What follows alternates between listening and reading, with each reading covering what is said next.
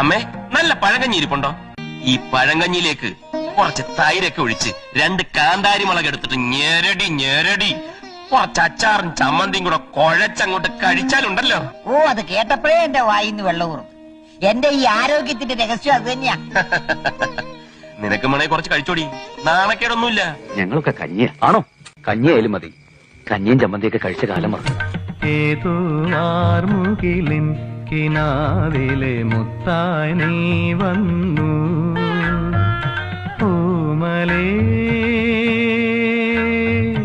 ജീവനിൽ അമൃതേ കാണാതി